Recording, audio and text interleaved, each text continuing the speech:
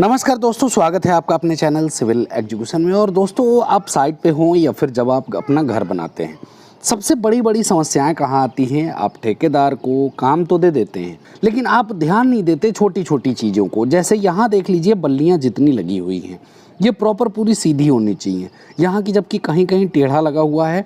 ये आपको ज़रूर ध्यान देना होगा। दूसरी सबसे बड़ी बात, कभी कभी क्या होता है कि छत के ये जो बीम होते हैं या फिर छत जो होती है ढलाई के समय झुक जाती है या कहीं बेंड हो जाती है। दूसरी सबसे बड़ी समस्या कि यहाँ देखिए, स्लैब की जब छड़ बांधी जाती है तो आप ठेकेदार के भरोसे छोड़ देते हैं, और ठेकेदार क्या क्या गलतियाँ करता है क्या नहीं करता आप ध्यान नहीं देते। उसके साथ साथ आपको ढलाई भी करने के लिए बोल देता है, और ठेकेदार आपके पैसे बचाने के लिए चंद रुपए, 1000-2000 कुछ रुपए बचाने के चक्कर में आपसे ढलाई करवा लेता है, और आप ढलाई करने के लिए अलाउ भी कर देते हैं। अब आपको यहाँ ये पता चलने वाला है कि कौन सी मेजर गलतियाँ होती हैं।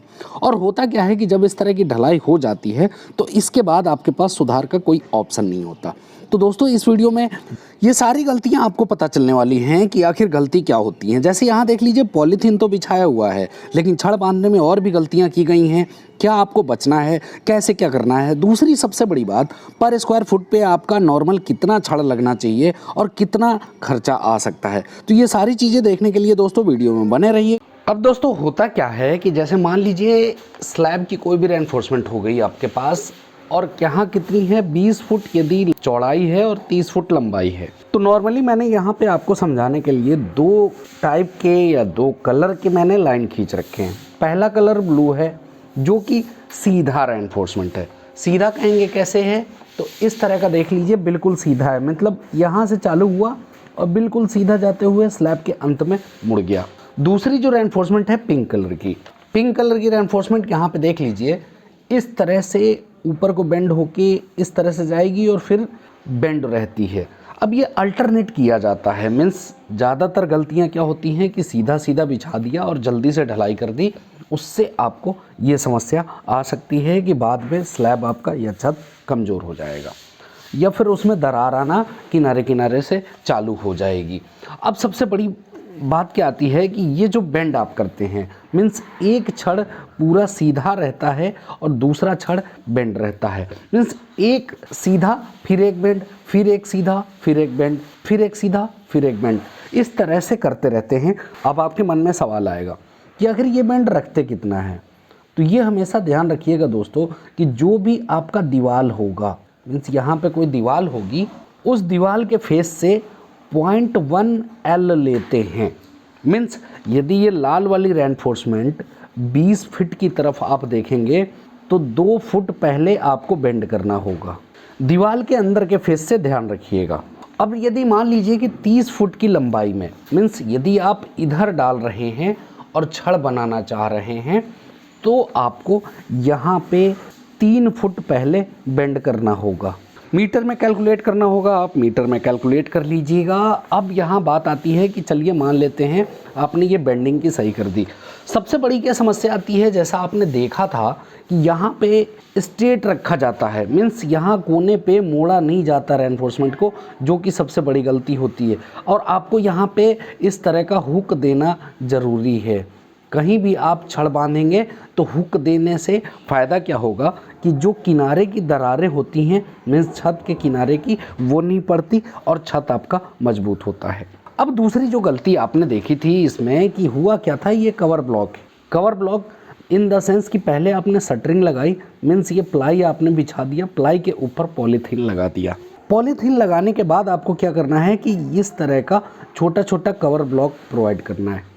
कवर ब्लॉक मीन्स जो ढलाई और छड़ को बढ़िया से मजबूत कर सके, उसके लिए आपको कम से कम छत में 25 mm का यानी 1 इंच का कवर आपको देना ज़रूरी है। अब ये 1 इंच का कवर दे देंगे, पॉलीथीन बिछा देंगे और ये बेंड करेंगे और इस तरह से रेनफोर्समेंट लगाएंगे या फिर छड़ आप लगाएंगे तो आपकी छत मजबूत आएगी। अब कहेंगे ये बेंड कितना रखना है, तो ये हमेशा ध्यान रखिएगा दोस्तों कि ये जो एंगल है ये 45 डिग्री होना चाहिए। मीन्स एग्जाम्पल के लिए इस तरह से आप सीधा लेके जाएंगे, फिर ऐसे मोड़ेंगे, तो ये जो एंगल है यहाँ से ये 45 डिग्री का एंगल आपका रहना चाहिए। 45 डिग्री का आप कैसे करेंगे, मीन्स जितना ऊंचाई आप ले रहे हैं उतना ही यहाँ पे लंबाई ले लीजिएगा, तो आपका ये एंगल जो है 45 डिग्री आ जाएगा। ये चीज़ ध्यान रखिएगा। और नॉर्मल क्या होता है कि इंडस्ट्रियल प्रोजेक्ट में या फिर बड़े बड़े प्रोजेक्ट 2 लेयर की रेनफोर्समेंट होती है स्लैब में, इसलिए वहाँ कोई समस्या नहीं होती, ना कोई बेंड करना पड़ता है, क्योंकि वहाँ ज़रूरत ही नहीं है। आपकी ऊपर भी रेनफोर्समेंट है, नीचे भी है, जो कि शियर को रजिस्ट कर लेती है। अब यहाँ आपके मन में एक और सवाल आएगा कि आखिर इतना आप छत लगा रहे हैं तो नॉर्मली जो है कितना छड़ लगता है एक छत में। अब यहाँ देख लीजिए कि एक छत में कम से कम आपको लगभग 6 kg पर मीटर स्क्वायर, यदि आप फुट में कहेंगे तो 6 kg पर 10.5 स्क्वायर फुट में आपका लगेगा। यानी 1 स्क्वायर फुट का निकालेंगे तो लगभग आपका आधा kg रेनफोर्समेंट लगेगा, मीन्स छड़ लगेगा। अब आधा kg के हिसाब से, लेकिन ये देखिएगा दोस्तों इसमें बीम इंक्लूडेड नहीं है, मीन्स बीम इसमें नहीं लिया हुआ है, क्योंकि 20 फीट और 30 फीट की जब आपके पास छत की ढलाई आती है तो आपको बीच में बीम देना ज़रूरी होता है दोनों साइड में। लेकिन इसमें जो छड़ है वो बीम को हमने नहीं लिया है, केवल स्लैब का बनाया है। अब जो नेक्स्ट वीडियो आएगी वो विद बीम मैं बताने वाला हूँ।